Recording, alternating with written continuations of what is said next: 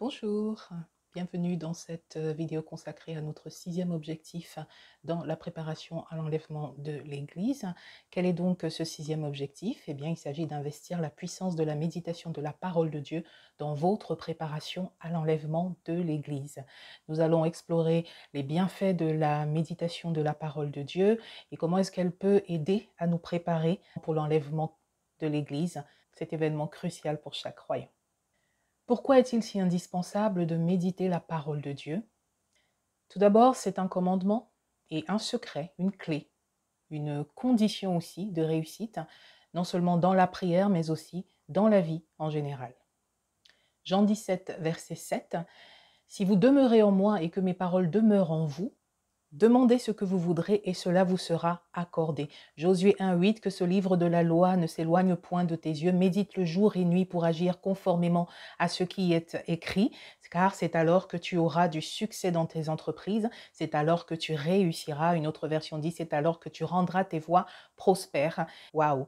Deuxièmement, méditer la parole de Dieu, c'est ce qui fait de vous un disciple du Seigneur. Jean 8, 31, il dit aux Juifs qui avaient cru en lui, il s'agit du Seigneur Jésus, « Si vous demeurez dans ma parole, vous êtes vraiment mes disciples.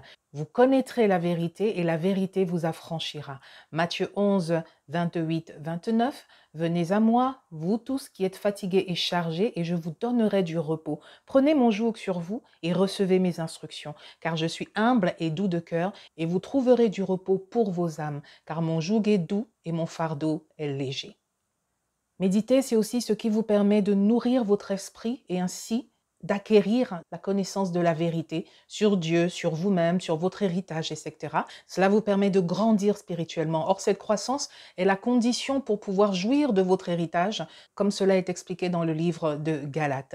1 Pierre 2, verset 2, « Désirez comme des enfants nouveau-nés le lait spirituel et pur, afin que par lui vous croissiez pour le salut. » Méditer, c'est aussi ce qui vous permet de veiller et d'être vigilant spirituellement pour éviter tous les pièges des temps de la fin, notamment l'apostasie, les fausses doctrines, la séduction et tous les autres pièges spirituels que sont l'amour du monde, les choses qui sont dans le monde, puisque la Bible nous dit que c'est inimitié contre Dieu. Passons maintenant aux bénéfices de la méditation biblique pour votre vie et en particulier en vue de la préparation de l'enlèvement de l'Église, puisque c'est notre thème dans cette série. Premier bénéfice, l'augmentation de la connaissance juste et de la sagesse. Proverbe 3, verset 21, « Mon fils, que ces enseignements ne s'éloignent point de tes yeux, garde la sagesse et la réflexion. Elles seront la vie de ton âme et l'ornement de ton cou. » La sagesse, c'est la solution biblique à un problème que vous rencontrez. Or, la sagesse est la principale chose, la chose la plus importante, nous dit Proverbe 4, verset 7, qui dit « La sagesse est la principale chose » ou alors la première des priorités, puisque le mot qui est traduit par principal en anglais, c'est un mot qui signifie d'abord, avant tout, commencement, prémisse, principal, meilleur.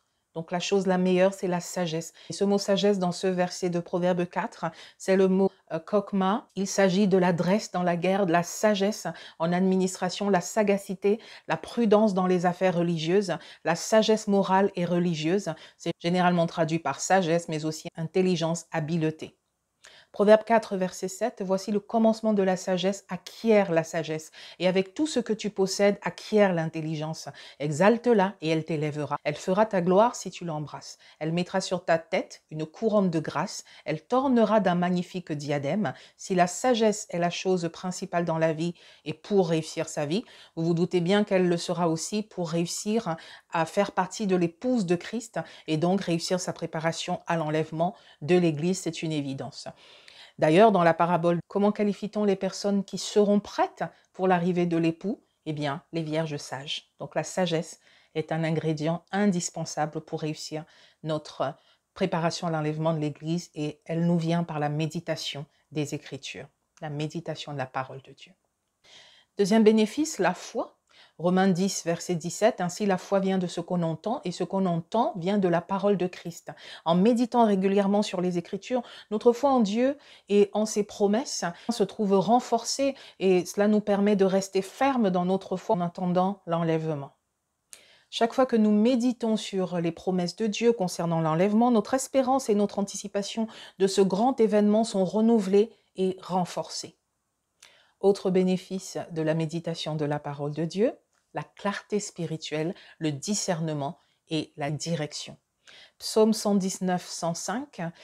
Ta parole est une lampe à mes pieds et une lumière sur mon sentier. La méditation biblique éclaire notre chemin et nous prépare à reconnaître les signes des temps, nous aidant à rester vigilants pour l'enlèvement de l'Église. La résilience spirituelle et la protection contre les pièges des temps de la fin. La méditation régulière fortifie notre esprit, nous rendant plus résilients face aux tentations et épreuves, nous aidant à rester fidèles jusqu'à l'enlèvement. Les pièges des temps de la fin, nous en avons déjà cité certains, comme l'apostasie ou relâchement de la foi, dans les précédentes vidéos de la série. N'hésitez pas à aller voir ou revoir ces dernières. Aujourd'hui, je veux mettre l'accent sur l'amour du monde, les fausses doctrines ou faux docteurs et prophètes, et la démangeaison d'entendre ce qui plaît à la chair. Voilà des choses que la Bible pointe comme des pièges des temps de la fin. Concernant l'amour du monde, la Bible nous invite à nous garder de l'amour du monde et à pratiquer plutôt l'amour de Dieu. 1 Jean chapitre 2 verset 15. N'aimez point le monde, ni les choses qui sont dans le monde. Si quelqu'un aime le monde, l'amour du Père n'est point en lui. Car tout ce qui est dans le monde, la convoitise de la chair, la convoitise des yeux et l'orgueil de la vie, ne vient point du Père, mais vient du monde. Et le monde passe et sa convoitise aussi, mais celui qui fait la volonté de Dieu demeure éternellement. Petits enfants, c'est la dernière heure. Que ce que vous avez entendu dès le commencement demeure en vous. Si ce que vous avez entendu dès le commencement demeure en vous, vous demeurez aussi dans le Fils et dans le Père. Et la promesse qu'il nous a faite, c'est la vie éternelle. Et maintenant, petits enfants, demeurez en lui, afin que lorsqu'il paraîtra, nous ayons de l'assurance et qu'à son avènement, nous ne soyons pas confus et éloignés de lui. Pour ce qui concerne les fausses doctrines ou les faux docteurs et prophètes, 1 Timothée 4, verset 1. Mais l'Esprit dit expressément que dans les derniers temps, quelques-uns abandonneront la foi pour s'attacher à des esprits séducteurs et à des doctrines de démons. Par l'hypocrisie de faux docteurs, dans la marque de la flétrissure dans leur propre conscience, et prescrivant de ne pas se marier et de s'abstenir d'aliments que Dieu a créés pour qu'ils soient pris avec action de grâce par ceux qui sont fidèles et qui ont connu la vérité, car tout ce que Dieu a créé est bon et rien ne doit être rejeté pourvu qu'on le prenne avec action de grâce. Parce que tout est sanctifié par la parole de Dieu et par la prière. Tout est sanctifié par la parole de Dieu et par la prière. Donc en méditant la parole de Dieu, on est sanctifié. Waouh! Si en plus on associe cela à la prière, voyez la puissance que cela peut avoir. En exposant ces choses aux frères, tu seras un bon ministre de Jésus-Christ, nourri des paroles de la foi et de la bonne doctrine que tu as exactement suivie. Repousse les contes profanes et absurdes. 2 Jean 1, 7, car plusieurs séducteurs sont entrés dans le monde qui ne confessent point que Jésus-Christ est venu en chair. Celui qui est tel, c'est le séducteur et l'antéchrist. Prenez garde à vous-même, afin que vous ne perdiez le fruit de votre travail, mais que vous receviez une pleine récompense. Quiconque va plus loin et ne demeure pas dans la doctrine de Christ n'a point Dieu. Celui qui demeure dans cette doctrine a le Père et le Fils. Si quelqu'un vient à vous et n'apporte pas cette doctrine, ne le recevez pas dans votre maison et ne lui dites pas « salut », car celui qui lui dit « salut » participe à ses mauvaises œuvres. Waouh, combien il est important de rester attaché à la saine doctrine, parce que la Bible nous prévient dans les temps de la fin, eh bien, il y aura beaucoup d'erreurs, des séductions et des doctrines qui ne sont pas du tout de Dieu. Attention. Pour ce qui concerne maintenant la démangeaison d'entendre ce qui plaît à la chair, un des autres pièges des temps de la fin, 2 Timothée 4, 3, car il viendra un temps où les hommes ne supporteront pas la saine doctrine, mais ayant la démangeaison d'entendre des choses agréables, ils se donneront une foule de docteurs selon leurs propres désirs. En quoi est-ce que la méditation de la parole de Dieu est une solution et une protection contre ces pièges, c'est-à-dire les pièges des temps de la fin?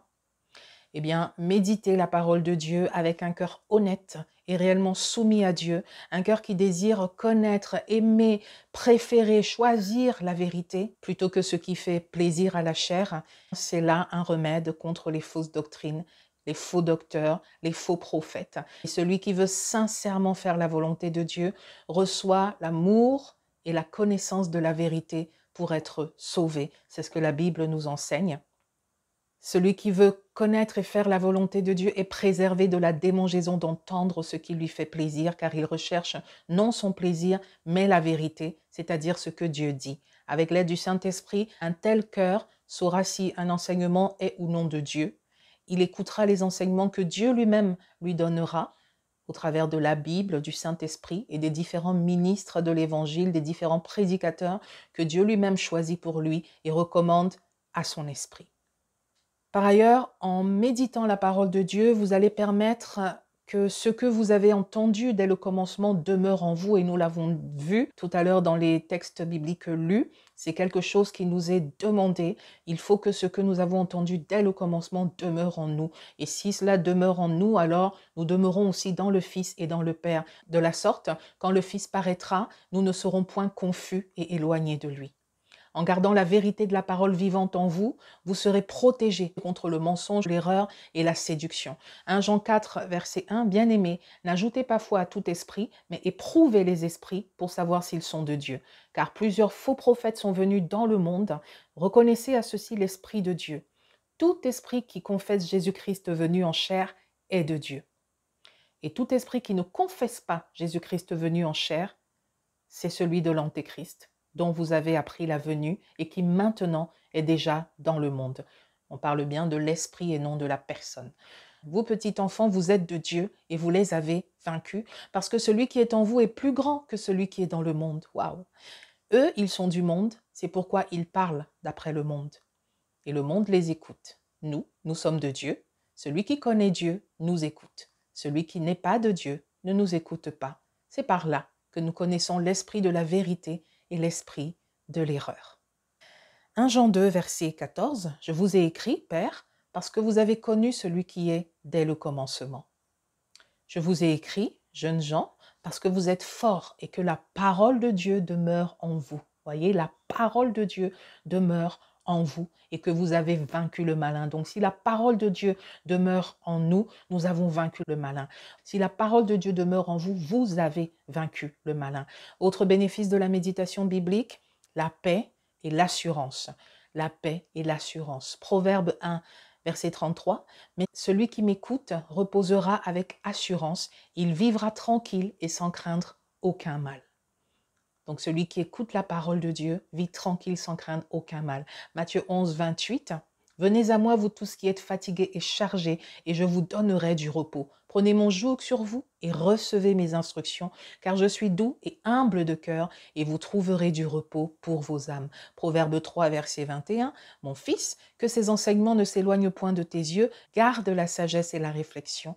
Elles seront la vie de ton âme et l'ornement de ton cou. Alors tu marcheras avec assurance dans ton chemin et ton pied ne heurtera pas. Si tu te couches, tu seras sans crainte. Et quand tu seras couché, ton sommeil sera doux. Ne redoute ni aucune terreur soudaine, ni une attaque de la part des méchants, car l'Éternel sera ton assurance et il préservera ton pied de toute embûche.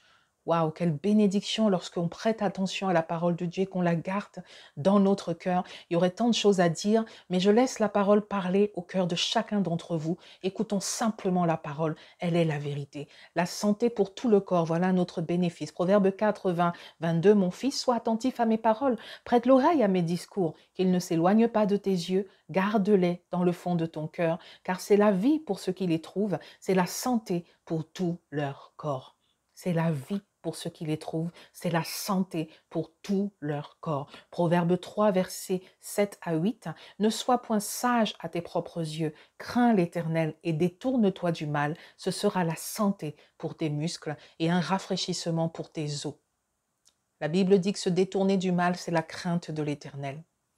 Et justement, autre bénéfice de la méditation de la parole, sanctification et crainte de l'Éternel qui pousse à se détourner du mal. 1 Timothée 4, 5, parce que tout est sanctifié par la parole de Dieu et par la prière. Donc, nous sommes sanctifiés par la parole de Dieu. Lorsque nous la méditons, elle nous purifie. Jean 17, 17, sanctifie-les par ta vérité. Ta parole est la vérité, a dit le Seigneur Jésus. Que veut dire sanctifier dans ce verset? C'est le verbe agiazo en grec, ce qui veut dire séparer des choses profanes et dédié à Dieu, purifier, nettoyer l'extérieur, purifier par expiation, libérer de la culpabilité du péché, purifier l'intérieur par le renouvellement de l'âme.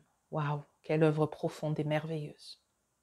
1 Thessaloniciens 5, 23, que le Dieu de paix vous sanctifie lui-même, tout entier, et que tout votre être, l'esprit, l'âme et le corps soient conservés irrépréhensibles lors de l'avènement de notre Seigneur Jésus-Christ. Le Seigneur Jésus dit de garder ce que tu as reçu de lui, donc garde l'œuvre de Dieu, la sanctification qu'il a opérée et celle qu'il opère en toi, c'est précieux. Comment est-ce que Dieu nous sanctifie?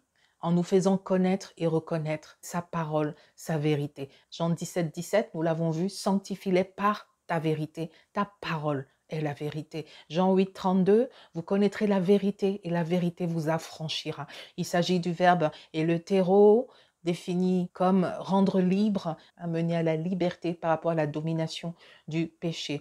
En renouvelant continuellement notre esprit par la parole, nous sommes transformés et sanctifiés. Éphésiens 5, 26, où Marie, aimez vos femmes comme Christ a aimé l'Église et s'est livré lui-même pour elle, afin de la sanctifier par la parole, après l'avoir purifiée par le baptême d'eau.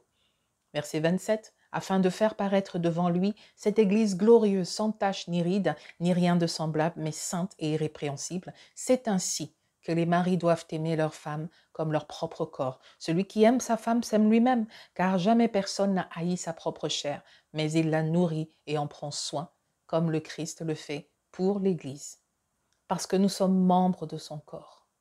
Ainsi, lorsque nous méditons la parole de Dieu, nous permettons à Christ Jésus de prendre soin de nous, son corps, pour nous permettre de paraître devant lui sans tache, sans défaut, irrépréhensible, dans la paix et la joie. Dans la perspective de la préparation à l'enlèvement de l'Église, assurance grâce à la persévérance dans la sanctification. Nous obtenons à travers la méditation l'assurance, en obéissant aux instructions que nous donne la parole de Dieu. 2 Timothée 2, 19, quiconque prononce le nom du Seigneur, qu'il s'éloigne de l'iniquité. 1 Pierre 1, 17, 25. Et si vous invoquez comme Père celui qui juge selon l'œuvre de chacun, sans exception de personne, conduisez-vous avec crainte pendant le temps de votre pèlerinage, sachant que ce n'est pas par des choses périssables, par de l'argent ou de l'or que vous avez été rachetés, de la vaine manière de vivre héritée de vos pères, mais par le sang précieux de Christ, comme d'un agneau sans défaut et sans tache, prédestiné avant la fondation du monde et manifesté à la fin des temps à cause de vous qui par lui croyez en Dieu, lequel l'a ressuscité des morts et lui a donné la gloire, en sorte que votre foi et votre espérance reposent sur Dieu. Ayant purifié vos âmes en obéissant à la vérité pour avoir un amour fraternel sincère, aimez-vous ardemment les uns les autres de tout votre cœur. 23, puisque vous avez été régénérés, non par une semence corruptible, mais par une semence incorruptible, par la parole vivante et permanente de Dieu. Donc cette parole nous régénère lorsqu'on la médite. Elle fait son œuvre en nous, elle nous a régénérés, nous a recréés, c'est vrai, mais elle nous renouvelle sans cesse lorsque nous la méditons. Verset 24, car toute chair est comme l'herbe et toute sa gloire comme la fleur de l'herbe. L'herbe sèche et la fleur tombe, mais la parole du Seigneur demeure éternellement. Et cette parole est celle qui vous a été annoncée par l'Évangile. Amen. 2 Corinthiens 6, 14 jusqu'à la fin et même jusqu'au premier verset du chapitre 7. Ne vous mettez pas avec les infidèles sous un joug étranger, car quel rapport y a-t-il entre la justice et l'iniquité? Ou qu'y a-t-il de commun entre la lumière et les ténèbres? Quel accord y a-t-il entre Christ et Bélial? Ou quelle part a le fidèle avec l'infidèle? Quel rapport y a-t-il entre le temple de Dieu et les idoles? Car nous sommes le temple du Dieu vivant. Comme Dieu l'a dit, j'habiterai et je marcherai au milieu d'eux. Je serai leur Dieu et ils seront mon peuple. C'est pourquoi sortez du milieu d'eux et séparez-vous, dit le Seigneur. Ne touchez pas à ce qui est impur et je vous accueillerai. Je serai pour vous un père et vous serez pour moi des fils et des filles, dit le Seigneur Tout-Puissant. Ayant donc de telles promesses, bien-aimés, purifions-nous de toute souillure de la chair et de l'esprit, en achevant notre sanctification dans la crainte de Dieu. En méditant la parole de Dieu, nous achevons notre sanctification dans la crainte de Dieu. Nous travaillons à notre sanctification sans laquelle la Bible dit que nul ne verra Dieu. Donc, elle est vraiment importante. Apocalypse 22, verset 6. Et il me dit, ces paroles sont certaines et véritables. Et le Seigneur, le Dieu des esprits des prophètes, a envoyé son ange pour montrer à ses serviteurs les choses qui doivent arriver bientôt. Bientôt. bientôt. Et voici, je viens bientôt. Heureux celui qui garde les paroles de la prophétie de ce livre. Et il me dit, ne scelle point les paroles de la prophétie de ce livre, car le temps est proche. Le temps est proche. Que celui qui est injuste soit encore injuste. Que celui qui est souillé se souille encore. Et que le juste pratique encore la justice. Et que celui qui est saint se sanctifie encore. Dieu nous dit, va plus loin dans ta démarche, dans ta consécration, dans ta sanctification, va plus loin dans l'obéissance à la parole de Dieu, car la Bible dit que c'est ce qui nous purifie. Vous avez commencé à vous sanctifier, continuez à vous sanctifier. Oui, Dieu a commencé à vous sanctifier, laissez-le continuer et parfaire son œuvre en vous à travers la méditation de sa parole.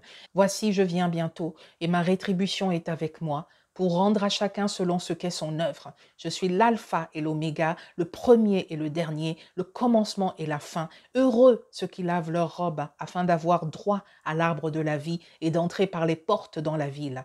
Dehors les chiens, les enchanteurs, les impudiques, les meurtriers, les idolâtres, et quiconque aime et pratique le mensonge. Moi, Jésus, j'ai envoyé mon ange pour vous attester ces choses dans les églises. Je suis le rejeton et la postérité de David, l'étoile brillante du matin. Je vous invite à méditer sur ces textes par vous-même, à ouvrir la parole et à lire ces textes. Méditer la parole de Dieu nous garantit la purification. La méditation de la parole nous aide à nous purifier de toute iniquité et à rester saints comme requis pour être prêts pour l'enlèvement de l'Église. Nous venons de lire des textes qui l'attestent tellement fort. Succès et prospérité dans les entreprises en général, voilà un autre bénéfice de la méditation. Succès et prospérité dans toutes ses voies, dans le cours de sa vie. Josué 1,8, nous l'avons lu tout à l'heure, que ce livre de la loi ne s'éloigne point de tes yeux, médite le jour et nuit pour agir conformément à ce qui est écrit, car c'est alors que tu auras du succès dans tes entreprises, c'est alors que tu réussiras, c'est alors que tu rendras tes voies prospères. Productivité et fécondité.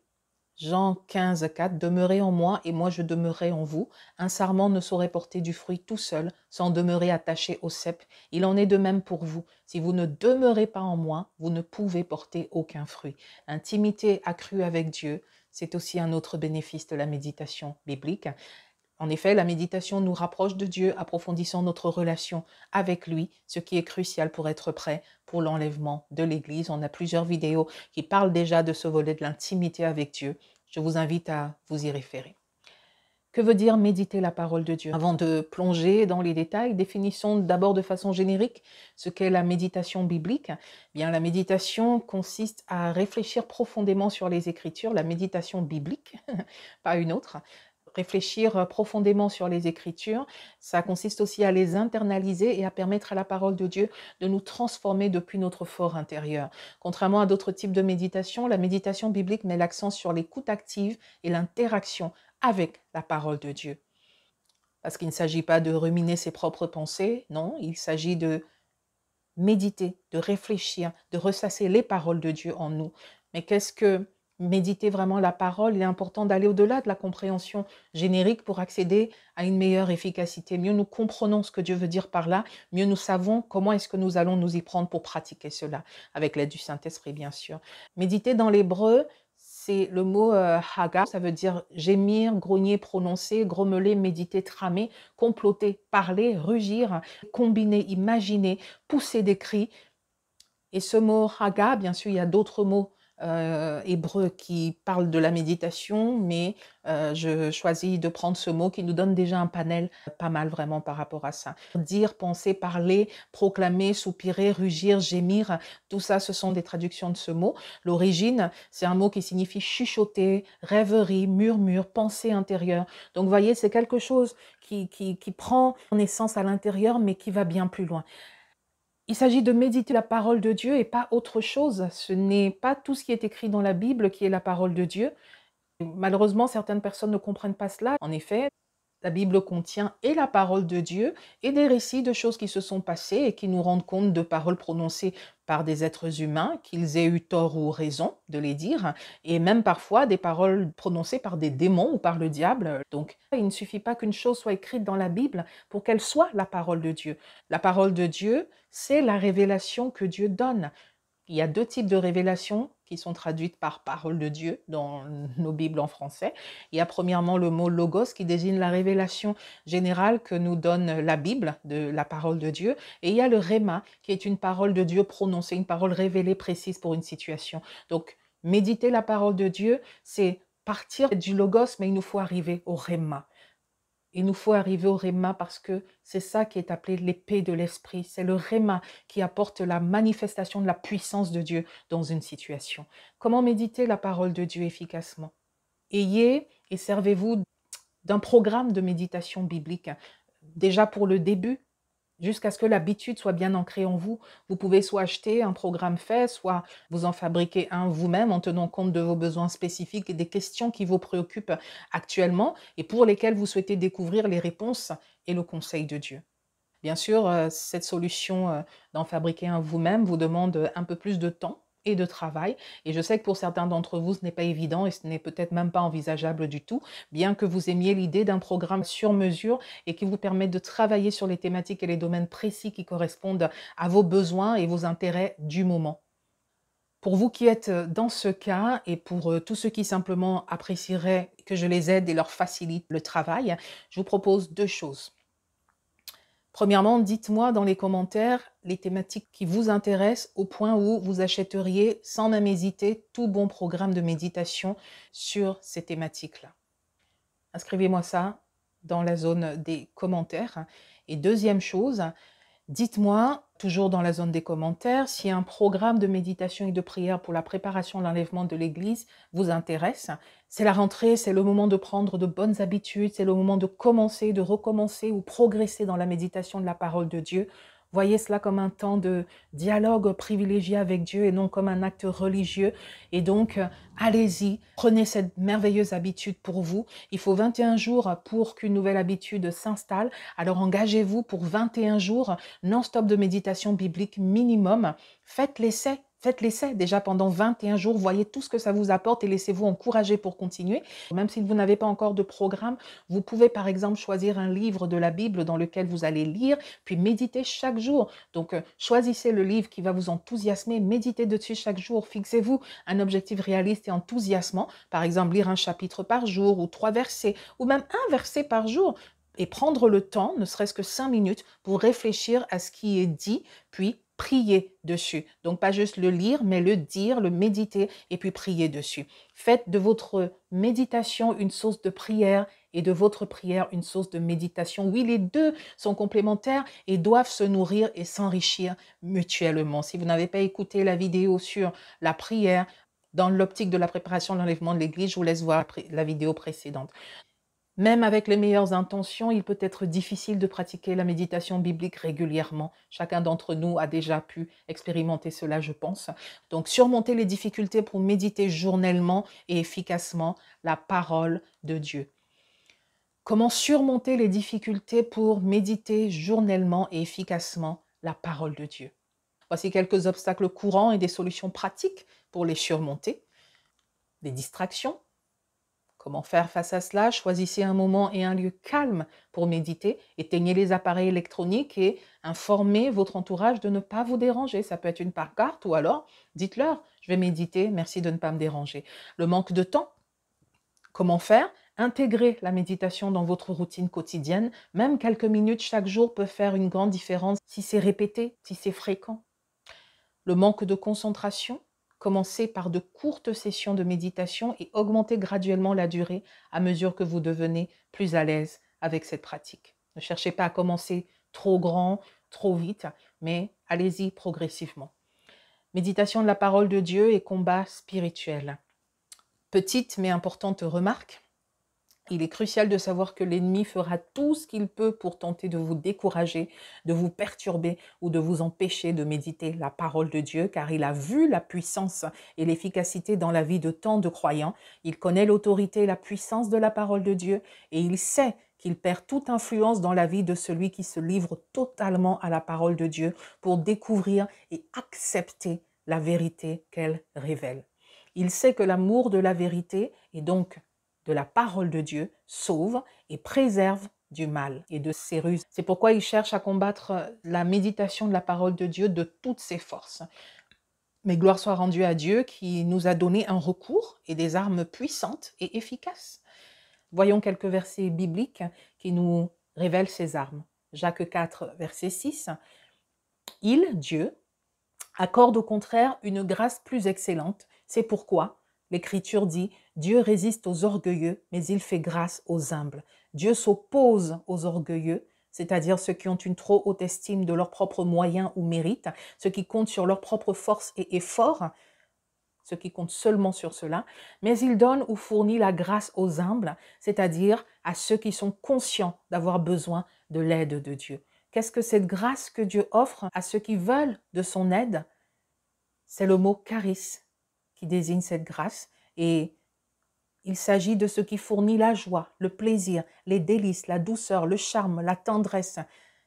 Donc Dieu peut faire de votre méditation un plaisir par sa grâce. Il s'agit aussi de la bonne volonté, de la bonté, de la faveur, de la bonté miséricordieuse avec laquelle Dieu exerce sa sainte influence sur les âmes, les tourne vers Christ, garde, fortifie et amplifie la foi chrétienne dans la connaissance, l'affection et allume dans ces âmes les vertus chrétiennes. Il s'agit aussi de ce qui résulte de la grâce, c'est-à-dire la condition spirituelle de quelqu'un gouverné par le pouvoir de la grâce divine, mais aussi le signe ou la preuve de la grâce, autrement dit le bienfait ou la largesse, comme la Bible dit que Dieu fait des largesses.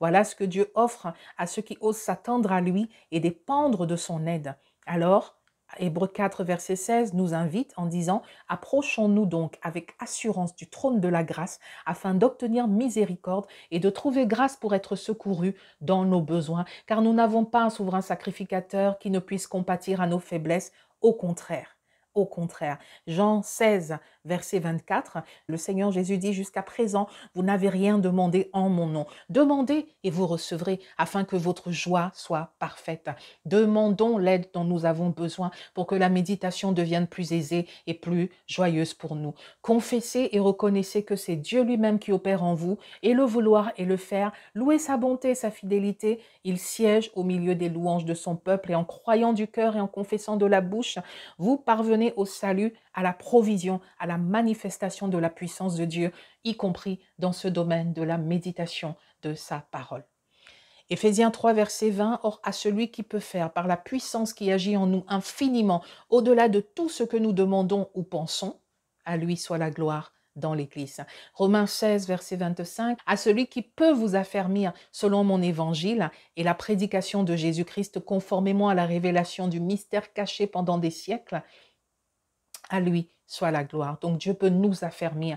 Jude 1, verset 24, « Or à celui qui peut vous préserver de toute chute et vous faire paraître devant sa gloire, irrépréhensible et dans l'allégresse. » Dieu a le pouvoir de faire cela. Lui-même a dit, Amos 8, 11, « Voici les jours viennent, dit le Seigneur l'Éternel, où j'enverrai la famine dans le pays, non pas la disette du pain et la soif de l'eau, mais la faim et la soif d'entendre les paroles de l'Éternel. » Dieu peut mettre en chacun de nous cette soif d'entendre sa parole qui nous pousse, alléluia, à méditer sa parole. Jean 7, 37, Jésus se tenant debout s'écria, « Si quelqu'un a soif, qu'il vienne à moi et qu'il boive. » Jean 13, Jésus leur répondit, « Quiconque boit de cette eau aura encore soif, mais celui qui boira de l'eau que je lui donnerai n'aura jamais soif. Et l'eau que je lui donnerai deviendra en lui une source d'eau qui jaillira jusque dans la vie éternelle. » Décidez et faites déjà tout ce que vous pouvez. Dieu fera ce que vous ne pouvez pas faire. Manifestez votre volonté vraie, votre sérieux. Job 22, 28, « À tes résolutions répondra le succès, sur tes sentiers brillera la lumière. » Psaume 37, 4, « Fais de l'Éternel tes délices et il te donnera ce que ton cœur désire. » Si c'est cette intimité, c'est cette discipline de la méditation, il le fera. Méditez sur l'importance et sur tous les bénéfices de la méditation de la parole de Dieu. Écoutez des enseignements et des témoignages sur la question. Cela va stimuler votre désir, votre volonté et vous motiver à pratiquer la méditation de la parole. J'aimerais aussi vous donner mon témoignage personnel, un bref témoignage personnel. En 2013, le Saint-Esprit m'a conduit à relire le livre des Actes des Apôtres. J'ai été interpellée en le lisant par le zèle de ces personnes qui étaient prêtes à tout quitter pour annoncer une bonne nouvelle aux quatre coins du monde, malgré les moyens sommaires de l'époque, notamment au niveau des transports. Qu'avaient-ils donc découvert de si révolutionnaire pour en arriver à un tel niveau d'enthousiasme? Qu'avait-il découvert pour en arriver à se dire qu'il fallait coûte que coûte qu'il fasse connaître cette bonne nouvelle au plus grand nombre? Un constat s'imposait à moi. Eh bien, ils avaient quelque chose que je n'avais pas encore. Ils avaient compris quelque chose que je n'avais pas encore compris, bien que je sois déjà chrétienne et née de nouveau. J'ai alors prié et demandé au Saint-Esprit de me révéler ce que ces personnes avaient compris et que moi je n'avais pas encore compris. Résultat, l'une des plus grandes transformations de ma vie s'est alors produite. Le Saint-Esprit a commencé à me conduire dans les Écritures pour me révéler justement ce que je ne connaissais pas encore. Parfois même des choses sur lesquelles je n'avais jamais entendu prêcher ou enseigner et qui pourtant étaient cruciales pour les enfants de Dieu. Certaines de ces choses ont commencé à être enseignées bien plus tardivement ces dernières années, mais à l'époque où le Seigneur m'interpellait, je n'entendais pas de prédication sur ces choses-là. Le Seigneur a suscité en moi une passion pour les Écritures. Je passais plusieurs heures par jour à méditer la parole de Dieu. Et quand je dis méditer, je parle de scruter les Écritures, d'étudier à fond, de mettre en correspondance différents passages.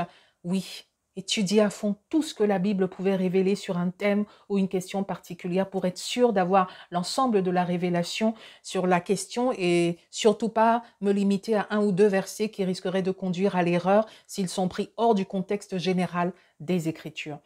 Je remercie vraiment l'Éternel pour cette grâce qu'il m'a faite car cela m'a apporté tellement à moi-même et à l'accomplissement de ma destinée, mais ça a aussi permis de bénir beaucoup d'autres personnes autour de moi, notamment dans l'église locale dans laquelle j'étais à l'époque. En effet, Dieu a permis que mes pasteurs voient à plusieurs reprises les progrès spirituels que j'avais faits à travers justement ces découvertes dans la parole de Dieu. L'apôtre Paul notamment dit à Timothée que tes progrès soient évidents pour tous. Ça a été le cas pour moi et du coup les pasteurs m'ont permis de créer un nouveau service dans l'église, un service qui a permis d'aider de nombreuses personnes qui rencontraient des difficultés psychologiques et spirituelles. Donc c'était des accompagnements individuels. Ils m'ont aussi permis de créer, de mettre en œuvre un programme d'enseignement et de coaching spirituel en groupe qui a bouleversé et béni bien des vies et a emmené plusieurs des participants à discerner leur appel et à se lancer dans sa réalisation. Je bénis vraiment l'Éternel pour ces vies transformées parce que le Saint-Esprit m'a emmené à méditer sérieusement la parole de Dieu. Comme résultat des apprentissages et progrès que la méditation de la parole de Dieu m'a apporté avec le concours, la direction, l'assistance du Saint-Esprit, j'ai aussi pu commencer et continuer à enseigner la parole pendant les cultes et d'autres types de rencontres comme des nuits de prière, des rencontres de couple, des rencontres de jeunes. Voyez, je suis entrée de plein pied dans ma destinée et dans l'accomplissement de mon appel grâce à la méditation de la parole de Dieu, grâce à cette faim et cette soif que Dieu avait mise en moi, grâce aussi à la prière et bien sûr à l'œuvre du Saint-Esprit, merveilleux Saint-Esprit, car rien de tout cela ne se serait produit sans le Saint-Esprit. J'ai poursuivi mon chemin ainsi pendant de nombreuses années. Pourtant, il y a quelques mois, les choses avaient changé. Je ne ressentais plus le même engouement pour la méditation de la parole. Je lisais toujours ma Bible ou je l'écoutais. J'écoutais la Bible audio, oui, mais moins régulièrement, moins longtemps et surtout avec moins d'entrain. Il m'arrivait encore d'étudier profondément, mais ce n'était plus tous les jours, ce n'était plus avec, oui, ce même engouement véritablement. Donc j'avais besoin de l'aide de Dieu pour retrouver plus de cette passion pour la parole de Dieu. Je priais toujours beaucoup, constamment même, mais il me fallait plus de ce feu pour la méditation biblique. J'ai donc prié de nombreuses fois pour ce sujet. Le Seigneur a dit de prier jusqu'à ce que nous voyions le résultat manifesté, prier sans cesse. Donc j'ai prié et je suis vraiment heureuse et reconnaissante envers l'Éternel de pouvoir dire que j'ai vu l'exaucement de Dieu. Je médite à nouveau la parole de Dieu beaucoup plus facilement, plus régulièrement, avec enthousiasme, même si les choses ne se présentent pas de la même façon que ces années passées. Mais il y a eu un renouveau de la part du Seigneur et vraiment, je le remercie pour l'enthousiasme qu'il m'a donné. Ouais, je suis bien placée pour savoir que ce n'est pas toujours facile de méditer quotidiennement la parole ou de méditer la parole autant qu'on le voudrait, mais je suis aussi bien placée pour dire que Dieu peut vraiment nous aider et nous communiquer sa grâce pour y parvenir avec joie et beaucoup plus facilement qu'on ne le croit. Je souhaite vous aider, vous aussi. Alors, j'ai créé 90 jours de prière et de méditation pour se préparer à l'enlèvement de l'Église, ce rendez-vous qu'il ne faut absolument pas manquer. Et si cela vous intéresse, faites-le moi savoir en commentaire. Conclusion de tout ce que nous venons de dire.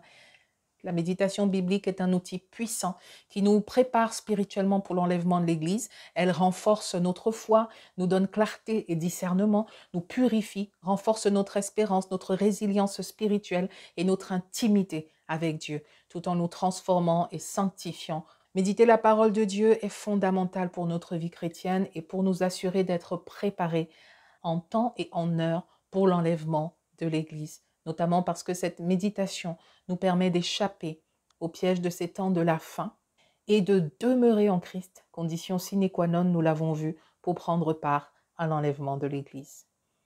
1 Jean 2, verset 28, « Mes enfants, demeurez attachés au Christ, pour qu'au moment où il paraîtra, nous soyons remplis d'assurance et que nous ne nous trouvions pas tout honteux loin de lui au moment de sa venue. » J'espère que vous avez discerné et compris combien prière et méditation de la parole vont ensemble et se nourrissent mutuellement. Et pratiquez les deux véritablement. J'espère que cette vidéo vous a motivé pour commencer, continuer, voire renforcer votre vie de méditation de la parole de Dieu, bien sûr. Dites-moi dans les commentaires si c'est le cas. Qu'est-ce que vous ressentez à la fin de cette vidéo? Qu'est-ce que vous vous dites? Quelles décisions prenez-vous pour votre vie de méditation et peut-être de prière aussi? Si quelque chose vous pose encore problème dans ce domaine de la méditation de la parole, faites-le moi également savoir dans les commentaires. Bien sûr, n'hésitez pas à partager cette vidéo, à vous abonner pour soutenir ce message et cette chaîne. Voici ma prière, ma bénédiction pour vous, pour votre vie de méditation de la parole de Dieu. Que l'Éternel vous bénisse vraiment abondamment, que sa grâce soit déversée sur votre vie. Oui, que sa grâce soit déversée sur votre vie pour débloquer ceux qui n'arrivaient pas à méditer la parole de Dieu. Je brise dans le nom de Jésus toute influence satanique qui voulait essayer de vous empêcher de activer cette arme puissante qu'est la méditation de la parole de Dieu dans votre vie. Je prie que la grâce de Dieu vous parvienne, que vos cœurs s'ouvrent maintenant au secours et à l'assistance de l'Esprit Saint et que la puissance de Dieu agisse en vous pour vous emmener à désirer la parole de Dieu, ce pain de vie, tous les jours de votre vie, que vous puissiez méditer cette parole, ainsi manger ce pain, nourrir votre esprit, nourrir votre homme intérieur, être puissamment fortifié de l'intérieur jusqu'à l'extérieur. Je prie qu'alors que vous méditerez la parole de Dieu, le Saint-Esprit vous conduise dans toute la vérité, selon que le Seigneur Jésus a dit, quand il sera venu, il vous conduira dans toute la vérité. Laissez-le vous conduire véritablement. Soyez attentifs à sa voix. Le Seigneur Jésus a dit, mes brebis entendent ma voix et la suivent. Elles ne suivront pas la voix d'un étranger. Alors que vous méditez la parole de Dieu, vous entendrez la voix du bon berger et vous suivrez la voix de ce Seigneur qui conduit dans la vérité, l'Esprit de l'Éternel, l'Esprit de vérité que le monde ne connaît pas, mais qui est avec nous, les disciples du Seigneur, et qui est en nous. Gloire à l'Éternel. Je proclame une pleine transformation dans votre vie, une pleine sanctification par l'Esprit de Dieu et la vérité de la parole de Dieu. Je proclame aussi des guérisons, oui, qu'alors que vous méditerez la parole de Dieu, tout en vous est restauré dans l'ordre parfait de Dieu, comme nous l'avons vu. Les paroles de Dieu sont la santé pour tout votre corps, pour tous vos os. Et il est aussi dit que la parole de Dieu est la marpée, c'est-à-dire la médecine de Dieu pour emmener la guérison dans votre corps. Alors méditer cette parole, c'est prendre votre médicament spirituel pour la guérison. Recevez cette guérison partout où vous en avez besoin. Recevez aussi la délivrance dont vous avez besoin. Alors que vous méditez la parole de Dieu, vous connaîtrez la vérité et la vérité vous rendra libre. Que le Seigneur vous bénisse et pourvoie à tous vos besoins selon sa richesse et avec gloire, alors que vous donnez votre cœur à sa parole. Dans le nom de Jésus.